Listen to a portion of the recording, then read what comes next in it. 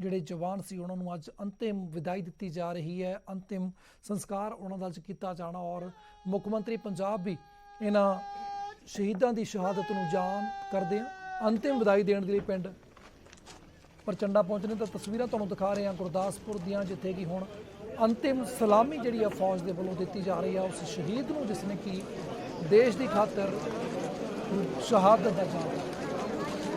ਗੁਰਦਾਸਪੁਰ ਤੋਂ ਤਸਵੀਰਾਂ ਤੁਹਾਨੂੰ ਦਿਖਾ ਰਹੇ ਹਾਂ ਅੰਤਿਮ ਸੰਸਕਾਰ ਹੋ ਰਿਹਾ ਸ਼ਹੀਦ ਦਾ। ਪਿੰਡ ਚੱਠਾ ਦੀਆਂ ਤਸਵੀਰਾਂ ਨੇ ਬਟਾਲਾ ਦੇ ਵਿੱਚ ਪਿੰਡ ਚੱਠਾ ਜਿੱਥੋਂ ਦਾ ਇਹ ਸ਼ਹੀਦ ਸੀ।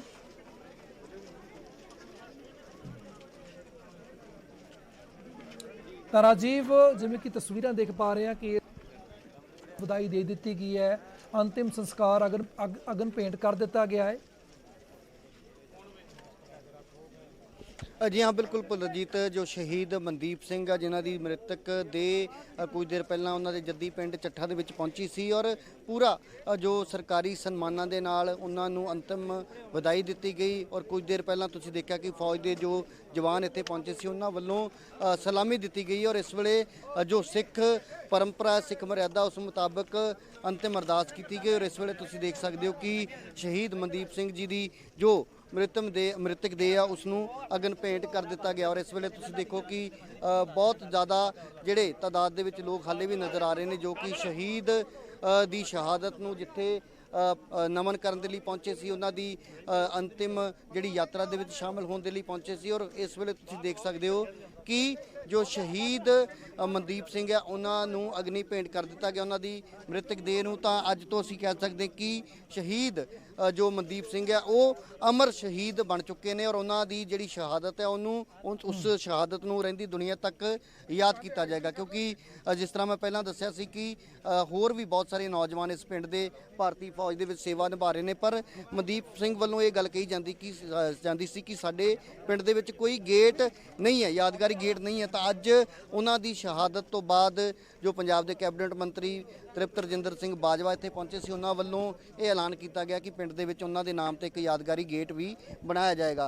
पर दूसरे पासे तुसीं देखो कि भावें अंतिम संस्कार जिहड़ा वो कर दिता गया पर फिर भी बहुत वड्डी तादाद दे विच लोग जिहड़े हाले भी नज़र आ रहे हैं, भावें वो भारतीय फौज के जवान होण या होर जिहड़े आस पास के लोग ने जो कि शहीद मनदीप सिंह की अंतिम यात्रा दे विच हिस्सा लैण दे लई पहुंचे सी, उन्हां दे अंतिम दर्शन करना चाहुंदे सी और उन्हां दी शहादत नूं जो है वो श्रद्धांजलि भेंट करना चाहुंदे सी। तो उही कारण है कि वड्डी तादाद दे विच भावें वो नौजवान होण बजुर्ग होण या आस पास के पिंड दीआं महिलावां ने, तां हर कोई क्योंकि पिंड दा वो नौजवान जिसने देश के लिए अपनी जान जिहड़ी है वो कुर्बान की है, तो एक बहुत वड्डी शहादत इस नूं मन्निया जा रहा है। इस दे नाल ही ये भी दसना चाहुंदा कि पंजाब दे 3 ऐसे भारतीय फौज के जांबाज सिपाही या जांबाज लड़ाके असीं कह सकते हैं जिन्हां ने उस इनकाउंटर दे विच अपनी शहादत दी। तो उस करके अज गुरदासपुर का जो ਚੱਠਾ पिंड है, तुसीं एक बार मैं तस्वीर के राही दिखा दें कि जो शहीद मनदीप सिंह जी की जो